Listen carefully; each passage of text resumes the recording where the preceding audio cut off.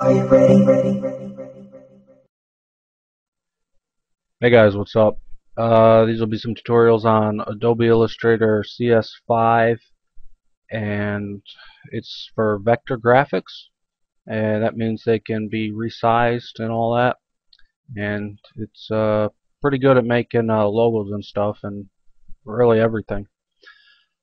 So I'm not super familiar with this new version, but I'll try to make it easy to follow.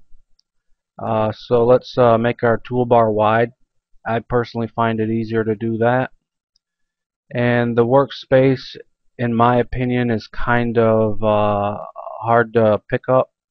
So up here at the top where it says Essentials, let's just do like Photoshop. And we have layers down here, but you don't really need to worry about layers as much as you do in Photoshop. Graphic styles, let me just make a new document. File, new, and click the little advanced button. Most of the time you want to work in RGB or else you'll get funny colors on the edges with CMYK. Alright, so graphic styles, you can leave these here if you want, but I don't find myself using them much. Appearance, I seldomly use that, only once in a while. And symbols, I don't think I ever use those. And I'm not sure exactly how these toolbars work. Alright, so the Pathfinder, where is that? There it is. This little Pathfinder tool, this is the jackpot. And this is what you're going to be using all the time. So I just drop that over here. The align one also, that's a pretty good one. And just put those into one little box. There. I'll just put mine in the corner. The transform box, I don't use that much. Then for the shapes, just hold the mouse down on that and click this little arrow, because we'll kind of use shapes a bit. And if you look at all this, it's pretty scary. So I guess I'll try to start from here. First we want to save our layout, how we got things set up. So go to Window, Workspace, Save Workspace. And I'm just going to overwrite one that I was messing with. Okay. And if you want to ever load this layout again, just load it right here. Easy peasy. And what I mean by layers is, let's say you have a square here, and let's just make another square. I made the red square second, so it's on top of the purple one, but even though we're on the same layer, you can move it up and down. And vector graphics, again, you can zoom in and they'll never lose their quality. It's not pixel based. If you want to zoom back out, just hold Control and press 1. Or you can hold Alt and use your mouse wheel. I use Control 1 a lot to get to 100%. Okay, so there's a lot of hotkeys in this, and I'll try to use the menus a lot and remind you of the hotkeys. So the first thing is, let's just make a circle. Okay, we have a circle. Click the circle and then hold Alt, and you'll see these double arrows, and that means we're going to make a copy of it, and then just drag it over and let go. Then if you need to deselect, just click anywhere. Okay. And I don't really like the black borders, so click the little border down here, then click the little slash. Okay. And now we've got two circles. We're going to make a heart, and let's just make a square. And that's what a lot of Illustrator is playing with shapes.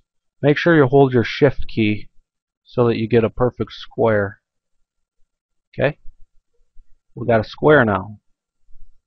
Hold your spacebar button down and you get this little hand. Try to get used to that because you're going to be moving around quite a bit with the little spacebar. Alright, so click the square, and then if you go to an edge, you get these little arrow keys. Hold shift and then click down and turn it. So it's like that, kind of like a diamond. Okay, so this is going to be the bottom of the heart. We're going to try to cut out a piece, right? Let's take this corner here. Make sure you have the black arrow too, not the direct select. See what happens if we grab this? It's going to stretch the corner, but we want to move the whole object, so use the black arrow. And that's the V button. So if you ever need to get back to that black arrow, just press V. And so take this corner and drag it up to like a corner over by the heart. Okay. And I'm just going to click this and press down a couple times. Actually, I'll just leave it there. Then I'm just going to hold this and resize it so that it fits there. Okay. And it's going to be a little bit off, but that's fine for this lesson. Okay. And then let's just we're going to make another square and cut off this top part of that square. So just make a square. I'm going to make it black so that you can see it.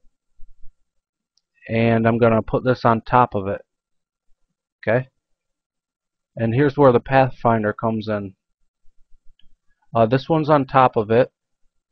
So I'm going to click this and then click the square I want to minus the front. So I'm going to remove the front, which is the black square. I'm going to click this, and then it looks like it automatically expanded. Okay, well, hold the Alt key and then zoom in. And then now you can grab your little white arrow. Now we're going to move the corner so that it touches there. And move the corner so it touches there. You know, it's not perfect. Maybe you could drag this down a little bit.